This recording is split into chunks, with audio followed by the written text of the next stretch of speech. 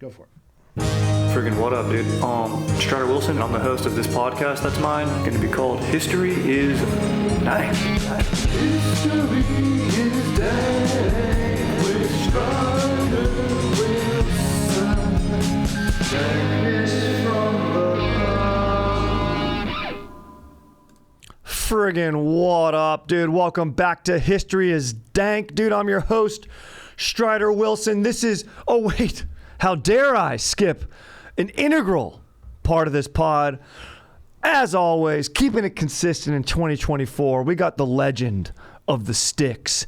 Aaron going beast mode on the sticks. What up, Aaron, dude? What up? What up, dude? I just feel like we had a nice chat before this. So I'm like, oh, we're already chilling and freaking grilling and chilling in 2024, dude. Last year, I remember I declared, first episode of 2023, History is Dank, I go, dude, this is going to be the year aliens show up. Now we've just got a bunch of annoying alien stuff going on in the media. Yeah. This year,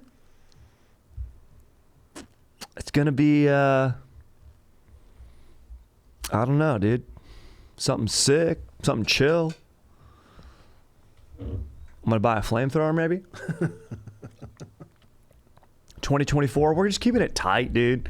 You know, New Year's Eve, dude. I was just going to post up, pop a bottle of bubbly, house some Cheetos Puffs with my dank-ass wife. Her flight got delayed. She didn't. Then the airline lost her bag. She didn't even arrive till like 12:48. As soon as she showed up, my dog stole the New Year's smooch, and then immediately I came in for a nice little smoocherino after that. So just reminded me back in my old days where me, JT, my boy freaking Tom Hull, we'd all be at a rager. All the bros would be smooching some ladies. Me, JT, and Tom, as per usual, I think this was about 5 New Years in a row. High school up until like midway through college, would all just look at each other at New Year's and just nod. Hey. Yeah. Hey. Little tilt, hey. Happy New Year, bro. Good stuff. Good stuff. Shake, a nice handshake. And then we continue to rage after that. So, very, very freaking sick. Basically had a New Year's kind of like that. But we're coming in strong with today's episode. I want to create a foundation of dankness this year on History is Dank, dude.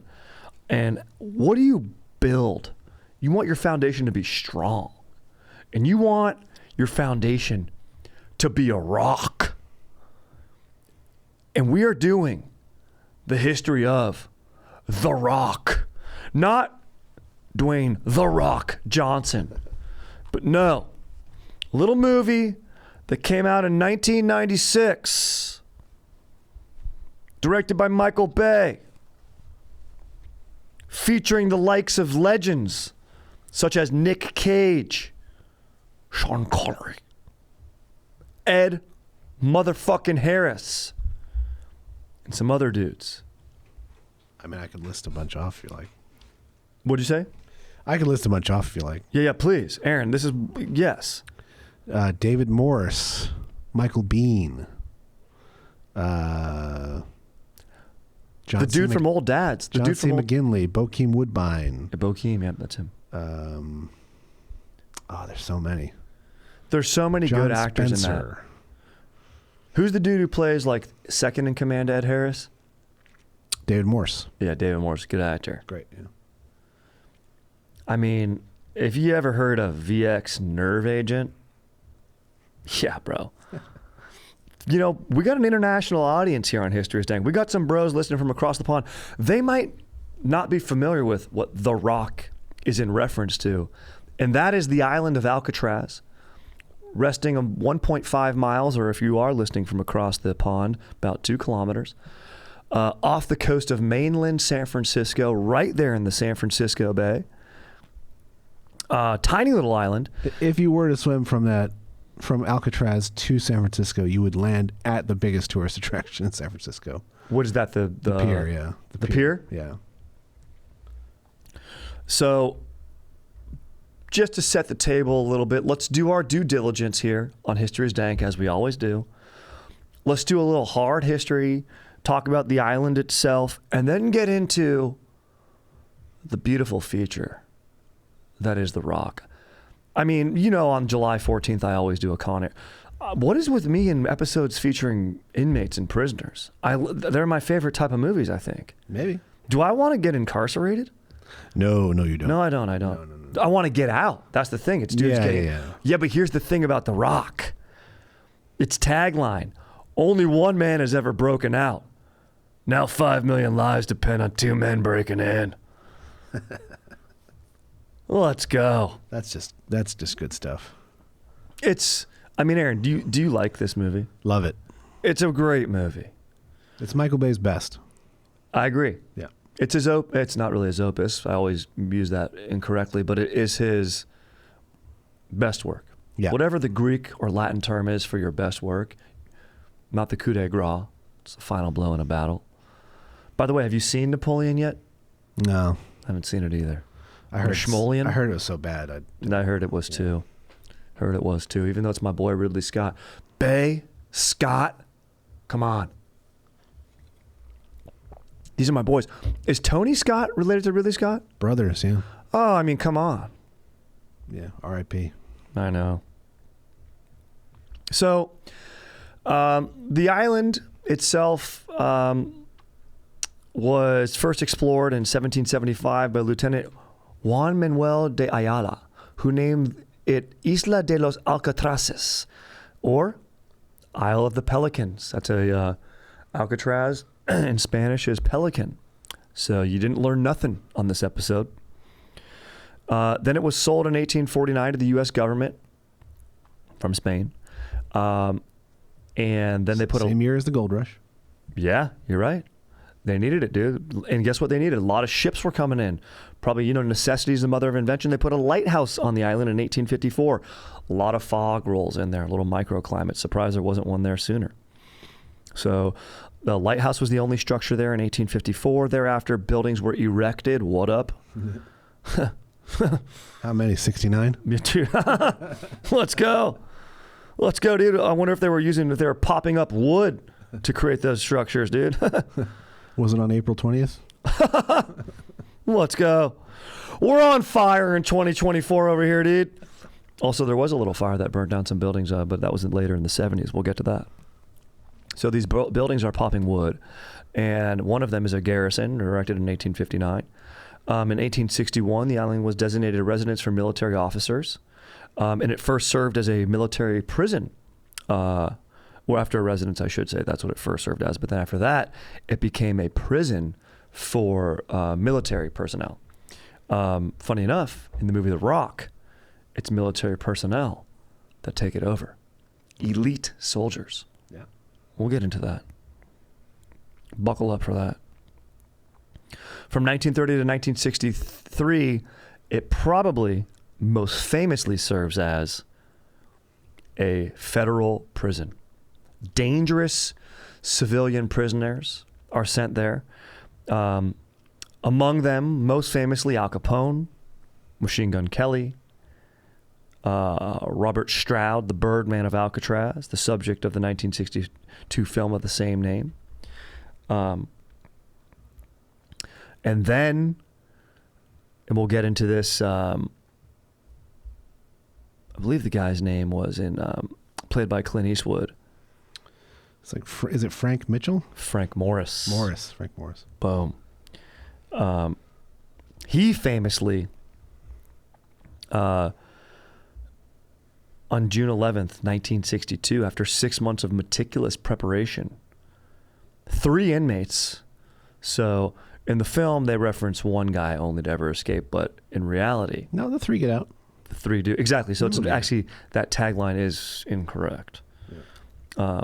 But that's okay. We're going to give them artistic license here. But 3 dudes get out. It's uncertain if they ever reach the mainland. Yeah. In my heart of hearts, I like to believe they did. Yeah. I like to believe they did. Great movie. A guard making a routine cell block head count early on the morning of June 12th, 1962, came upon 3 inmates apparently still sleeping. He goes, "What is this?" Further investigation reveals they were in fact dummy heads, painted papier-mâché, hair glued on, actual occupants of the cell, convicted armed robber Frank Morris, the brains of the operation, Convicted bank robbing brothers Clarence and John Anglin. These guys are nowhere to be found. Guard sounds the alarm, notifies state federal authorities. Intensive manhunt begins. So apparently what happened, a little Shawshank style here, they fucking like used like little tools and stuff to go through the wall in their cells, about 8 inches thick, had been laboriously enlarged with tools fashioned from spoons and other things stolen from the mess hall. And then they put fake little walls up using also paper mache. Love that these inmates are doing paper mache. Arts and crafts time. You know? Yeah, you got to have that. I like that. You need that. I just spilt water in my eye, taking a sip right there. Let's go. We're partying. We're so on fire, I got to put out the flames. You know what I'm saying, baby? Authorities traced the path of Morris and Anglin brothers through a utility corridor up the back wall of the cell block using plumbing pipes and steps to the cell block roof. From there, the three lifted themselves through a large ventilation shaft and reached the roof of the building. They used a large exterior pipe to slip 50 feet, that's AKA 15 meters for those of you guys listening across the pond, to the ground. The men then cut the barbed wire, the perimeter fencing, and scrambled down a steep embankment to the water's edge. There, it's a mystery. They do think they interviewed this guy who was supposed to go with them, but he couldn't get out of his cell. He said up on that same roof, they were storing supplies, part of which was they would use rubber raincoats. They inflated these rubber raincoats and used some wood paneling to make a makeshift raft, because the San Francisco Bay is infamously cold, deep, and really strong current. And very strong current. So you're a prisoner. Maybe you're doing push-ups, Cameron Poe style. You're definitely doing some arts and crafts we've seen, but you might not be in swimming shape. And that early in the morning, that cold current, hypothermia, you could be fucked if you get out in that water. So you need some sort of flotation device. This guy, Alan West, is the dude who supplied these details. He was supposed to be a participant but failed to get out of his cell. Played by Carl from Billy Madison in the movie. That's who plays it? Yeah, Larry Hankin is the actor's name. Great actor. Yeah. Great actor. So it's sick. 1979, Clint Eastwood, check it out. Sick escape. Other than that, no one. Also famously, in March of 1964, so twice this happens, a group of Native Americans claim the island, citing an 1868 treaty with the Sioux. This is called the Treaty of Fort Laramie. There was quite a few treaties like this, part of quote-unquote peacekeeping operation by the United States government to prevent tribes from attacking settlers and railroad employees who were expanding westward in the 1860s and taking, of course, tribal land.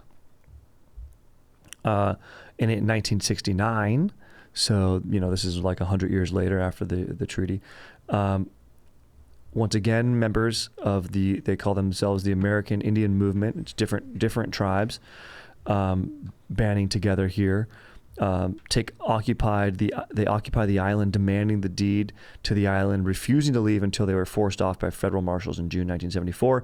Now they cite this treaty of Fort Laramie between the United States government and the Sioux because they claimed in that treaty that the native tribes could take unoccupied lands, and they go, well, this is unoccupied land. Anything west of a certain line at that time. Sort of highlighting how the U.S. government basically totally did not honor this treaty, and in fact they kept changing the rules based on their own needs. Famously, the United States in this April 29th, 1868 treaty recognized the Black Hills as part of the Great Sioux Reservation, and was set aside exclusively for the use by Sioux people. However, then later on, you have famously Colonel Mustard and, excuse me, what the hell am I saying? Colonel Mustard, who did it From in Clue? the Black Hills with the candelabra. No, Colonel Custard, hilarious, dude. George A. Custard in 1874, he's going into the Black Hills, accompanied by miners who were seeking gold. They find it. And the Black Hills serve religious function for the Sioux people, and they serve economic function for the American government and these corporations going in there. So they're going to say, fuck this treaty, or we need to rewrite it. We need the Black Hills now.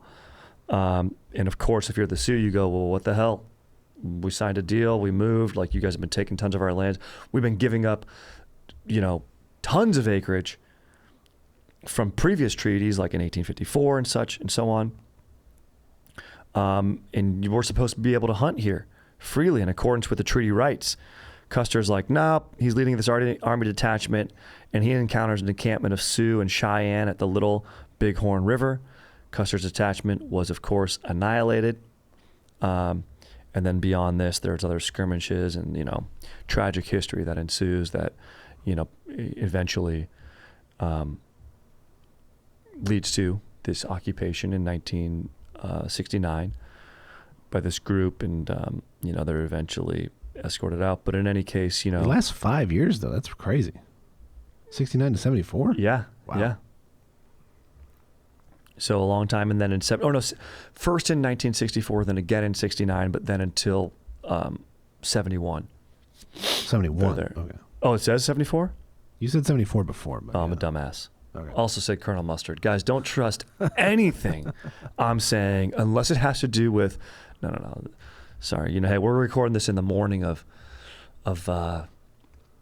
January here, 2024. We're getting it done, baby. So then in 1972, Alcatraz is taken in under the national park, the Golden Gate National Park recreation area. And now it's just, it's a museum. You go there and, there's haunted. You can do ghost tours and shit like that. There are... Got to make a reservation, though. Can't just show up day of. You cannot just show up. Don't be a schmoll. If you want to go, book in advance.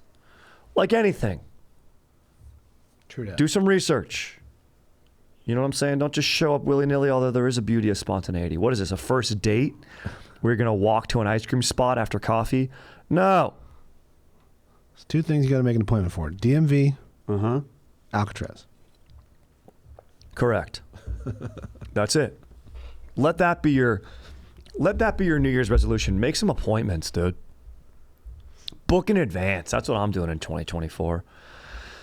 Okay, Aaron, the moment we've been waiting for, the movie, dude. I also forgot Tony Todd is in it, the Candyman.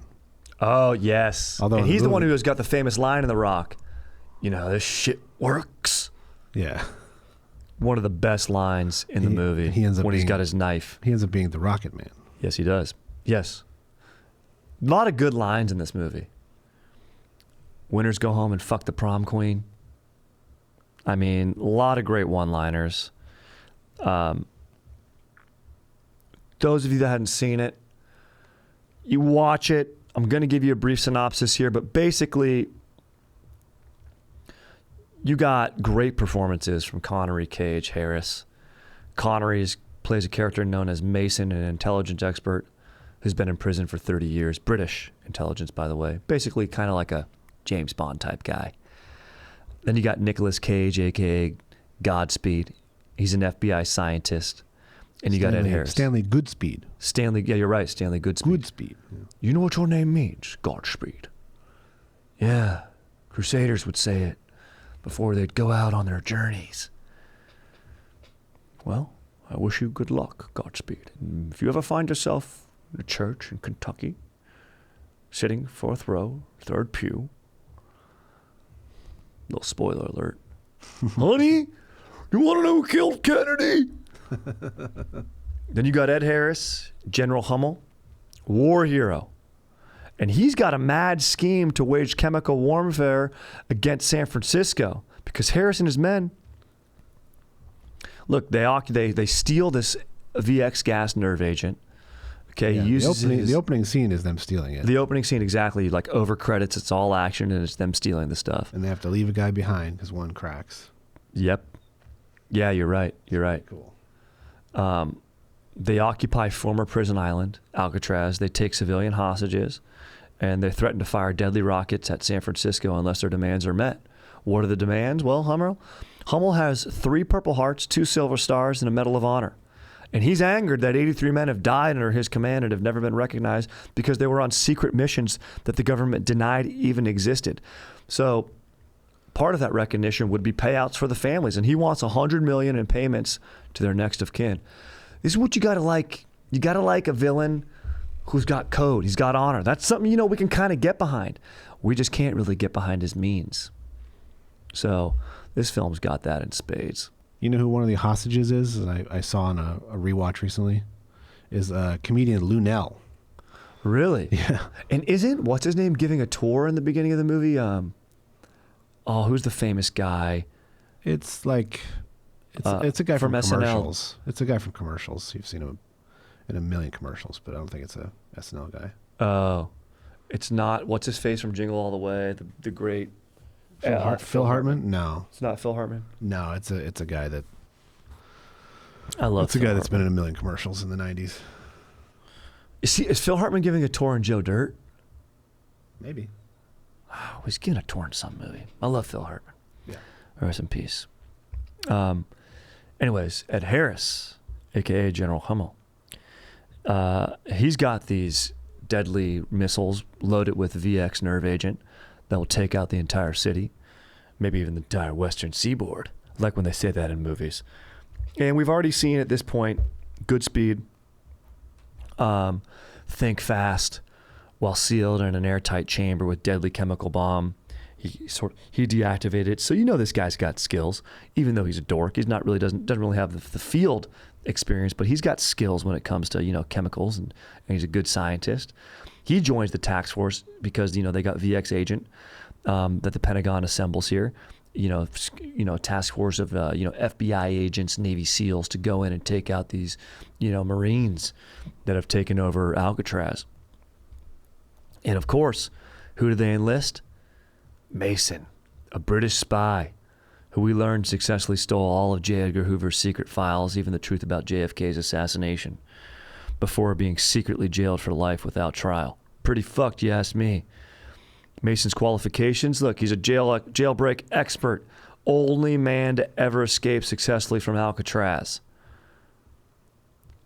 Now it's up to him. It's his field expertise and Goodspeed's scientific expertise. Stanley Goodspeed's, aka Cage's scientific expertise.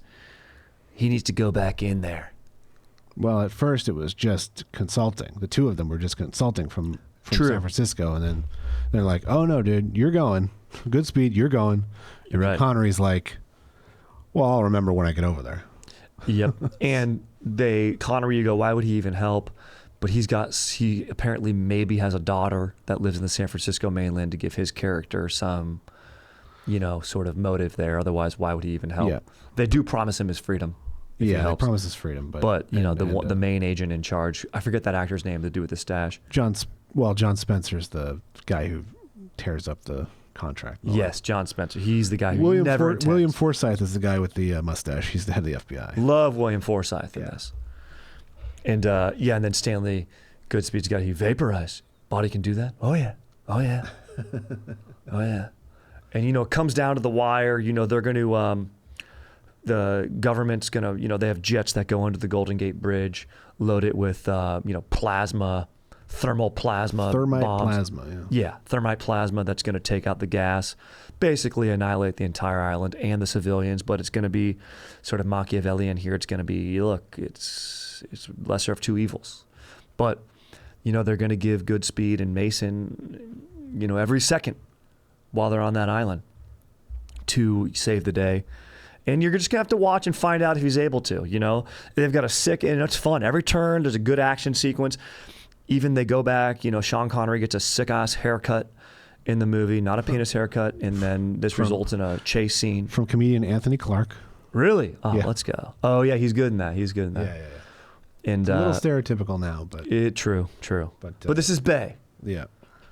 And yeah, there's definitely some dated moments in this film, but it stands up. It stands up. If you watch this movie, you will be sucked in, and as Roger Ebert says, feel a little bit silly afterwards, but that's all part of the ride.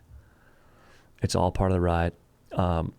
It's got it all. I mean, you gotta watch it. It's probably my favorite. It's my second favorite movie to watch on TNT with commercial breaks or AMC, because you can find this on. I mean, it's in the rotation of Con Air, The Rock, or Shawshank Redemption. Yeah. Always dude movies on. You know, if your team's losing, middle of the day, you don't want to go outside, you're putting on one of these movies, and The Rock's right up there with it. You party the night before with the boys, you're all waking up a little bit late around 11. You flick on the TV, you go, oh my God, The Rock's on. We're going to have to wait to get food. Yeah. It's a beautiful movie. So check it out. I've never been to Alcatraz. Have you, Aaron? No. I hadn't had much desire. Yeah. I was going to do a lot the of tour. Documentaries about it, but nah, I don't need to be there. Yeah, here's the thing. I don't want to get on the boat to do that. If I'm going to get on a boat, dude, it's got to be in Cabo. It's got to be in cold. It's got to be in warm air climates. Yeah, that's going to be a rocky ride. It's not going to be long, but it's going to be rocky. It's going to be, Aaron, pun intended, it's going to be a rocky ride. Yeah. Thank you very much. Thank you very much. So we're starting off strong. Homage to The Rock, little history of Alcatraz. Sweet little tour to go on, but I'm skipping it. I'm standing on the mainland. I'm getting myself a Ghirardelli's chocolate or something like that, or going to Anchor Brewery, posting up for a while and waiting for you guys to get back, dude. Maybe getting a bowl of chowder, although my tummy doesn't handle that. So I'll take a bowl of clam chowder, hold the chowder, and just eat the sourdough. That's the type of guy I am. And guess what? The sourdough in San Francisco is absolutely dank. Yeah. It's absolutely dank. So, and I'm going to wear a jacket. Yeah. Because you know what? Yeah. Coldest winter I ever had was a summer in San Francisco. Mark Twain. It is the city that is the most unpredictable weather-wise, and Yeah. it is the hottest in the sun and the coldest in the shade. Yeah. It is bizarre. Strange, weird, and it's hilly. It's not walkable. There's a lot of tech dudes wearing vests, Yeah. but it's sweet to ride a trolley. Yeah. So I'm fired up on that, fired up on The Rock, dude. Stoked to be cruising out into 2024, and history is dank, dude. We've got, we're making history. We're moving forward, as we always do. Type in some questions, comments, suggestions. Leave your reviews. Always helps the pod. Stay stoked, and we'll catch you on the next one, dude. Godspeed. What's